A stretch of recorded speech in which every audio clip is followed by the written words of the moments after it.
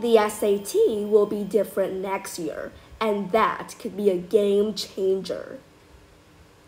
A few years ago, I started asking lecture halls filled with students to raise their hands if they had run out of time on the SAT.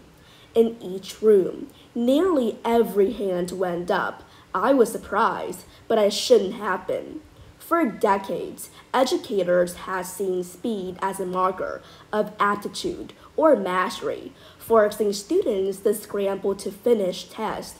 But a race against the clock doesn't measure knowledge or intelligence. It assesses the much narrower skill of how well students reason under stress. As a result, time tests underestimate the capabilities of countless students.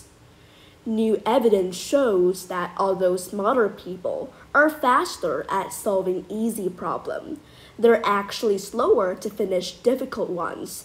They're well aware that haste makes waste, and they don't want to sacrifice accuracy for speed.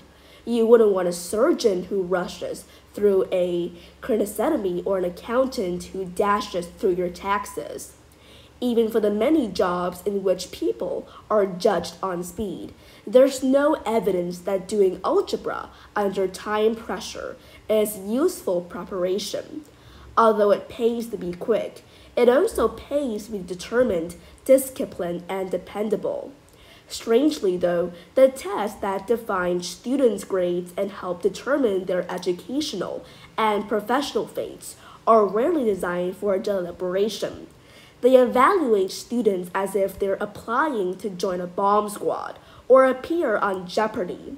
Time pressure rewards students who think fast and shallow, and punishes those who think slow and deep. One fall, one of our daughters was pleasantly surprised by her grade in a math midterm. Despite being the longest and hardest test of the semester, it was her highest score.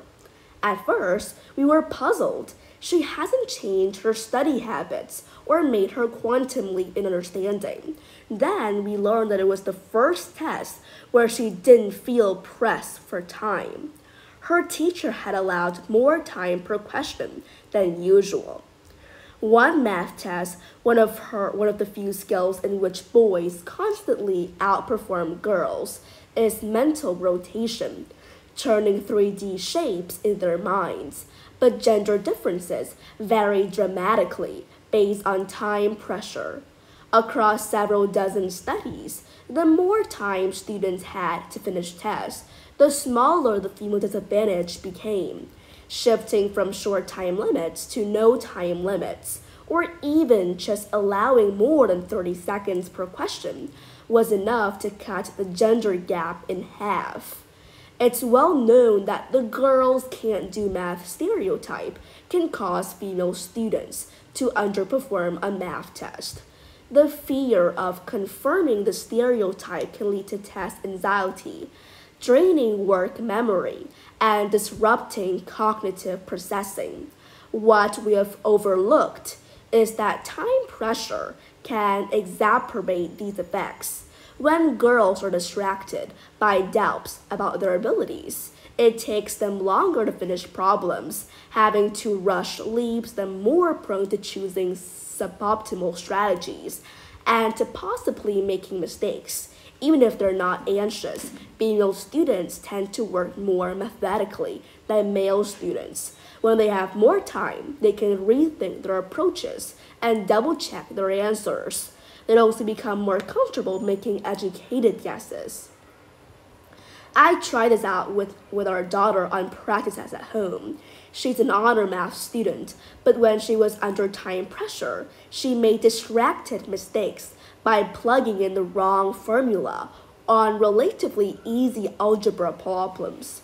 It was the math version of a typo, and we ended up coining a term for it, a matho. But when there was no time limit, she excelled on difficult algebra problems and mental rotation too. Time pressure doesn't just underrate the math abilities of girls and young women. Having to hurry can obscure the abilities of anyone who has reason to worry. That might include boys who are expected to underperform in reading, immigrants who are doubted on verbal aptitude, and black students who face a host of questions about their intellect. It also includes students with learning difficulties such as dyslexia and ADHD or mental health condition, physical disabilities, and sensory impairments. A common solution to this problem is for schools to offer extended time to accommodate students with disabilities, but lately this has created an accommodation arms race as parents and students try to game the system to get diagnosed with a learning difficulty or health condition. Why not give everyone enough time to complete the test? I heard from one counselor in the Northeast whose high school experimented with extended time for final exams. After allotting 4 hours instead of 2, they were bombarded with complaints. Students who had previously met the requirements for special accommodation, and their parents said they ran out of time. Why? The teachers wrote longer exams to fill the space. This madness has to end. If a significant portion of the student run out of time, it means the test is too long or the time period is too short.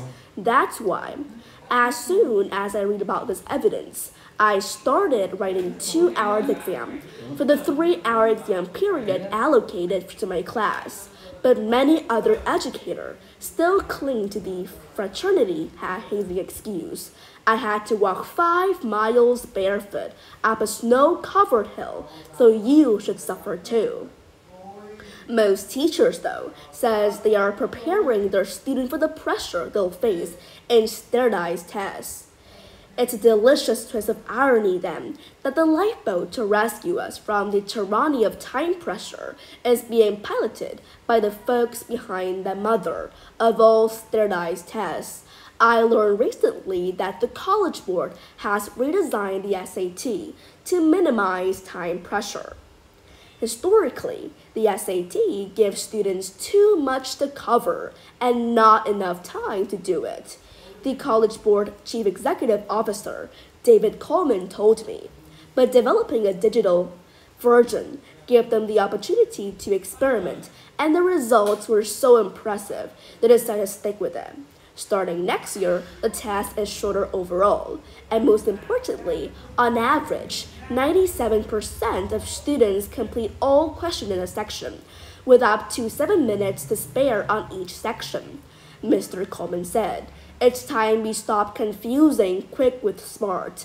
This could be a game-changing for teachers as well as students. If the dominant standardized test no longer creates time pressure, there's less need to use a ticking clock on classroom quizzes and exams. I don't expect students to start looking forward to tests, but they should be less likely to dread them. That will give them a better chance at putting their best foot forward. It will also give them a more realistic preview of what it takes to excel in the future. In school, time tests teach kids that success is a sprint, but in life, success is a marathon. Wisdom is less about the speed of thought than the complexity of thinking. The students with the greatest potential aren't always the one who can rapidly spit out the right answers. They're often the ones who take the time to ask the right questions."